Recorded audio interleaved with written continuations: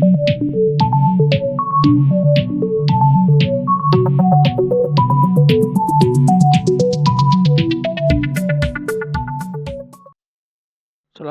warahmatullahi wabarakatuh. Selamat datang di channel Wims Komputer.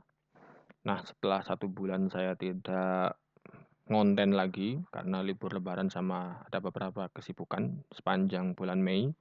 Kali ini saya kembali untuk sharing ilmu mengenai pemrograman khususnya untuk website. Nah, pada pembahasan kali ini saya ingin sharing bagaimana caranya membuat tabel pada halaman HTML. Nah, untuk membuat tabel pada halaman HTML, kita bisa menggunakan tag tabel seperti ini. Ya, tag tabel seperti ini. Ya. Kemudian tabel itu ada 2 unsur ya, ada 2 bagian.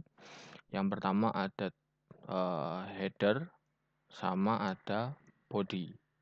Nah, untuk membuat header, nah di dalam tag tabel ini kita harus menambahkan tag thead, sedangkan untuk body kita menambahkan tag tbody ya. Jadi di dalam tag tabel itu di antara tabel sama slash tabel ini itu ada tag thead untuk header tabel sama tag tbody untuk body tabel.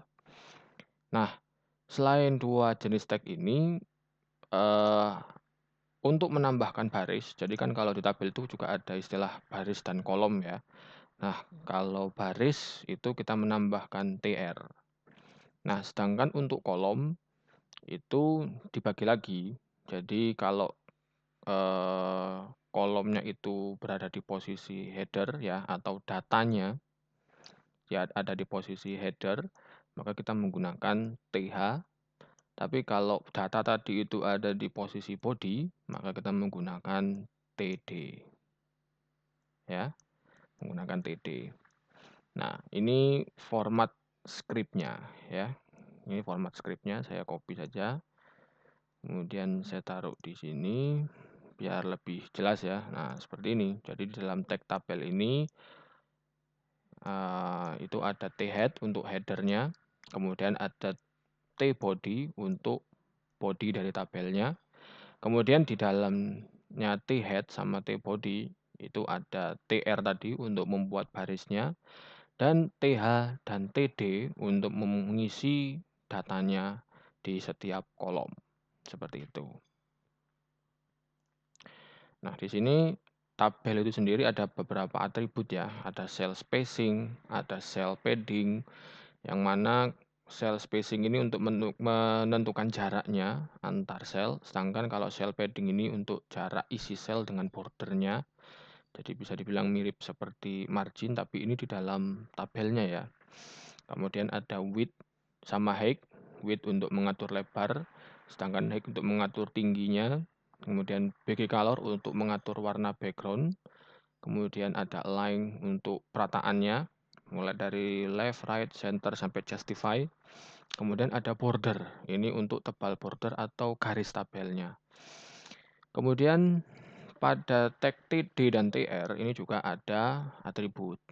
Ya, hampir mirip, cuman ada perbedaan. Yang pertama ada align, ini untuk perataan teksnya. V-align untuk perataan teks secara vertikal. Kemudian ada width dan height sama untuk mengatur lebar dan tinggi sel ya. Sedangkan BG color ini untuk memberikan warna background. Row span ini untuk menggabungkan sel baris berikutnya di kolom yang sama. Jadi ini ke bawah ya. Menggabungkan 2 baris ke bawah tapi masih dalam satu kolom yang sama. Sedangkan call span ini untuk menggabungkan sel kolom berikutnya pada baris yang sama. Jadi kalau row span ini barisnya yang digabungkan, sedangkan untuk call span ini kolomnya yang digabungkan. Nah, ada satu catatan yang mana untuk HTML5 ini tag atribut pada tag td dan tr itu tidak semua disupport sama HTML5. Yang disupport hanya row span dan call span saja. Nah, di sini ada contoh skripnya, cukup panjang ya. Nah, itu saya copy saja. Saya copy, kemudian saya taruh di sini di sublime text. Saya paste. Kemudian seperti biasa, ini sudah masuk ya. Nah, di sini kalau teman-teman lihat, ini ada tabelnya, ya, tabel dari sini sampai sini, ya. Kemudian ada headernya, ya, terus ada bodinya. Nah, masing-masing di sini di headernya ini ada TR sekian, terus di body juga ada TR, ya. Oke, seperti ini. Saya save dulu. Sebentar. Nah, di sini ya. Saya taruh di sini aja lah. Pas ya. Belajar tabel.html. Nah, seperti ini. Nah, kalau ini saya buka di di browser. Ups. Kalau saya buka di browser, hasilnya ini di Chrome ya. Nah, hasilnya akan jadi seperti ini. Nah, jadi T-head ini digunakan untuk membuat headernya, ya, membuat headernya. Kemudian TR ini untuk membuat barisnya, ya, untuk membuat barisnya di sini, thread. Karena header itu hanya satu baris, berarti TR-nya cukup satu seperti ini saja, satu blok TR, ya. Kemudian baru kita kasih TH. Bedanya kalau TH, karena ini melambangkan untuk header tabel, maka tulisannya akan lebih tebal daripada tulisan di dalam tabel yang lain. Nah, ini kan tebal, sedangkan yang ini kan tidak ya. Nah, itu bedanya. Kemudian, nah ini T-body untuk bodinya. Nah, ini yang di bawah sini, mulai dari Senin, Bahasa Indonesia, Matematika, Selasa, Bahasa Inggris, Keseluruhan ya. Nah, itu body. Dia tidak ditulis tebal, ya. Kemudian karena kita ada 3 kolom, ya, 1, 2, 3. Nah, berarti di sini TD-nya harus ada 3, ya, harus ada 3. Jadi biar sesuai saja ya, biar kelihatan sesuai aja. Nah, ini juga ada 3. Nah, TR-nya di sini baris. Ya, di sini barisnya karena TR-nya ada 2 blok ya. 2 blok berarti ada 2 baris nanti yang muncul. Kalau misalnya saya tambahkan ya, 1 baris di bawahnya, di bawah sini untuk hari Rabu misalkan. Berarti kita cukup tambahkan lagi TR seperti ini. Kemudian tag penutupnya /tr. Nah, gini. Setelah itu kita kasih TD. Kemudian /td hari Rabu. Ini untuk TD untuk kolom yang pertama ya, untuk kolom hari. Setelah itu TD untuk kolom kedua, yang ini, jam pertama. Misalkan, apa ya,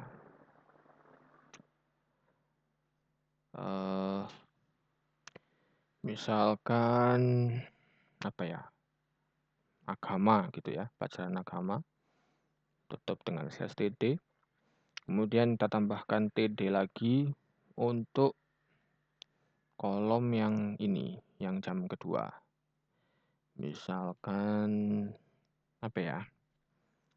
PPKN gitu ya. Atau PKN kalau sekarang istilahnya. Kemudian /td. Nah, sudah ya. Satu kita save. Kita refresh. Nah, seperti ini. Ini kan kelihatan sudah muncul baris ke-3 untuk hari Rabu. Nah, tadi dijelaskan bahwa ada atributnya ya, DTD sama TR, yaitu ada align, V-align, dan sebagainya ini. Nah, karena ini terlihat agak kurang rapi, ya, di hari juga kayaknya kurang rapi sedikit, makanya kita kasih atribut align seperti ini. Ya, kita kasih atribut align supaya penulisannya itu ada di tengah, ya. Bisa di copy kemudian di paste di sini. Hari ini anaknya kasih aja ya. Coba kita kasih semua. Nah, seperti ini, kita save. Kemudian kita refresh. Nah, seperti ini. Nah, begitulah caranya untuk menambahkan baris tambahan ya di bawah sini. Kemudian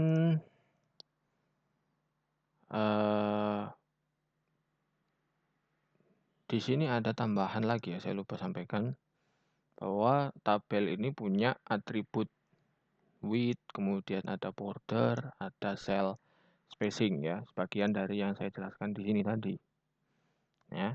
Nah, width itu kalau width ini dia mengatur lebar tabel ya, dari ujung kiri, dari ujung sebelah sini sampai ujung sebelah sini. Nah, itu menggunakan width. Jadi dia mengatur lebar tabel secara keseluruhan. Bisa menggunakan persentase seperti ini. Bisa juga pakai pixel ya, pakai satuan pixel. Kalau misal 90%, dia nanti ukurannya lebar dari tabel itu ukurannya 90% dari keseluruhan browser. Nah, kalau punya saya ini kan dari sini ke sini 100%. Berarti kalau 90% dia hanya dari sini sampai sini. Kalau misalkan saya buat jadi 100%, saya save. Nah, dia akan sampai ujung, dari ujung kanan, ujung kiri sampai ujung kanan. Kalau 100%. Kalau misalnya hanya 95, misalkan 95%. 95%. Nah, dia hanya sampai di sini saja. Jadi tidak sampai ujung. Jadi kalau persentase, pakai nilai persentase, maka dia akan merujuk ke situ. Jadi lebar browser yang awalnya 100% misalnya, kalau 95% berarti dia tidak sampai ujung seperti ini, ya. Tapi kalau pakai pixel itu juga bisa. Kalau pakai pixel, misalnya saya pakai berapa ya namanya ya? 200 pixel gini. 200 pixel gini. Nah, ini untuk penulisan ukuran pakai pixel ya kalau di tabel. Saya save. Kemudian saya refresh. Nah, dia akan kecil sekali. Ya, dia akan kecil sekali kalau 200 pixel. Kalau misalnya jadi 2000 misalnya. 2000 pixel. Nah, dia akan lebar gitu ya. Jadi bisa menggunakan persentase ya. Misalnya tadi 90%, saya kembalikan lagi. Atau bisa pakai pixel. Kalau misalnya pixel teman-teman ragu ya, ini berapa pixel? Nah, itu bisa lebih aman dengan menggunakan persentase saja ya. Jadi biar kelihatan semua gitu. Nanti akan menyesuaikan nanti kolom-kolom, lebar kolomnya ini akan menyesuaikan dengan sendirinya kalau pakai persentase. Oke, itu sudah. Nah, ini kalau ini kan istilahnya ya ini satu baris. Ini satu baris, satu baris, satu kolom, satu kolom. Nah, di tabel itu ada istilah span, yaitu menggabungkan beberapa sel. Nah, tadi seperti yang saya jelaskan, itu ada atribut col span sama row span. Nah, seperti itu. Nah, di sini ada contohnya ya, ada contohnya.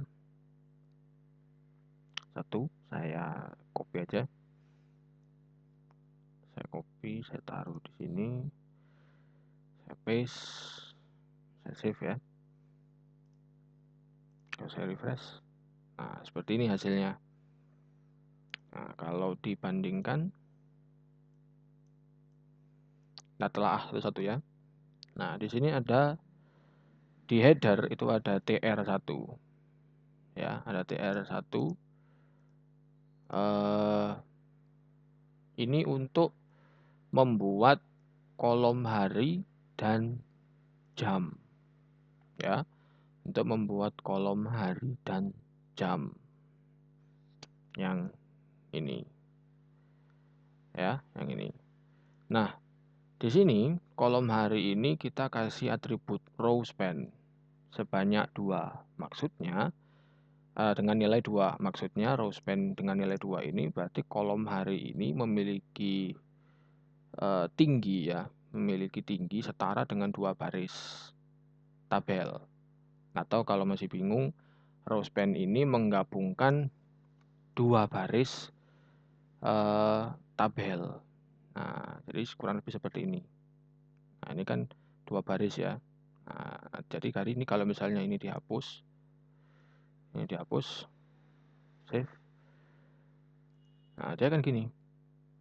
Nah, dia akan menjadi seperti ini, 2 baris begini. Tapi kalau misalnya kita kasih atribut row span seperti ini, nah dia akan menggabung jadi 1, 2 baris tadi. Nah, itu row span.